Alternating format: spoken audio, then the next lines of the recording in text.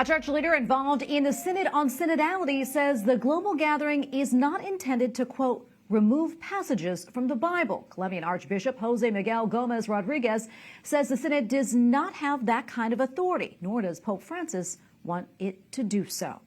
Well, the Supreme Court of India has refused to legalize same-sex marriage. The country's highest court says that it does not have the authority to make that decision. Instead, it must be handled by lawmakers. Faith groups in the country applauded the decision.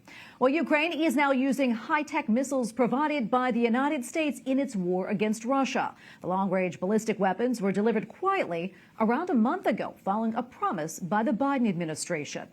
Other results are in from an important weekend election in Poland, and opposition parties have secured enough votes to oust the conservative ruling party from power.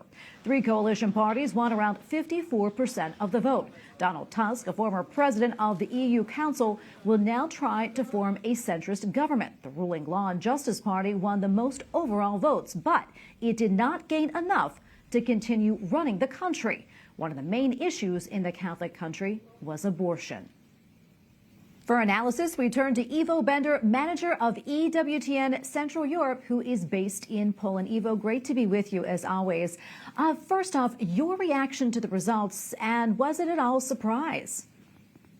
Well, thank you for having me. The results are almost exactly as they were predicted by various polls and surveys. There is one difference, namely that there was a sudden surge of a coalition between the Polish Peasants' Party and the movement of Poland 2050, which is a sort of a center-left urban party. So the Peasant Party is moderately conservative, you could say, and their coalition partner is a sort of moderately left wing, and they really did not fit together, one could argue. However, they surged to 14% in the polls. So in the end, that is what mostly upset the expected outcome. Iwo, for those who really aren't familiar with politics and how the government runs in Poland, can you tell us, what this says about Poland, this election, and the direction the country may be headed? Well, what will most likely happen is that opposition parties, because Poland is, like most European countries, a multi-party state as opposed to the US, for instance, or the UK, where you effectively have two major parties.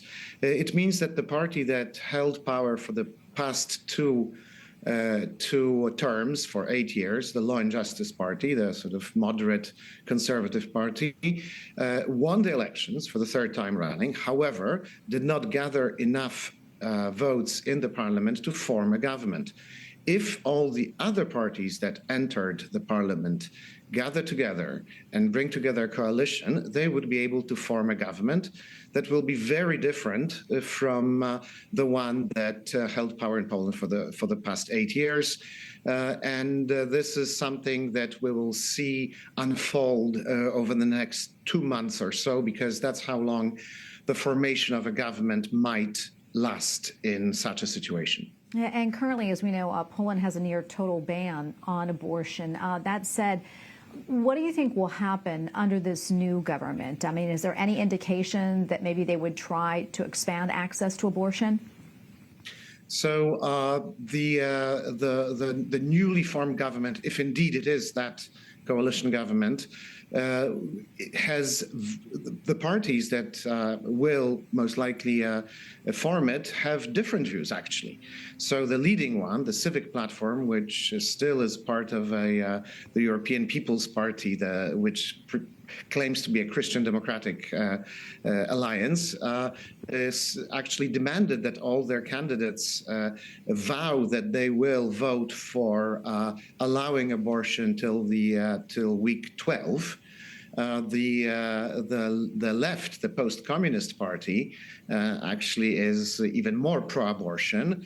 And then one part of that coalition I mentioned, the Peasant Party, is much more conservative and much more pro-life in this respect. So that might mean that there will be a push for for legalizing abortion till week 12 on demand, so to speak. But it might be hampered by the Peasant Party, and it also will most likely be vetoed by the president. Yeah, and Iwo, we also know, of course, Poland is around 90% Catholic. What, if anything, does this election say about the state of the Catholic Church in Poland? Well, I think we have a clear change in the way that especially the young people voted.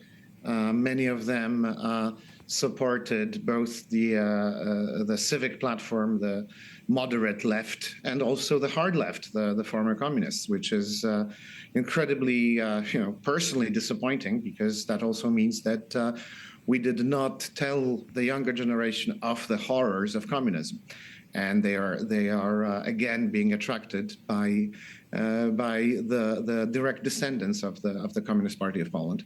So that's definitely a big change, and that also means that these people are very clearly opposed to the Catholic Church and the Catholic religion. So this is sad. Well, Iwo, thank you so much for taking the time to speak with us about all this. We always appreciate your analysis. God bless. Thank you very much.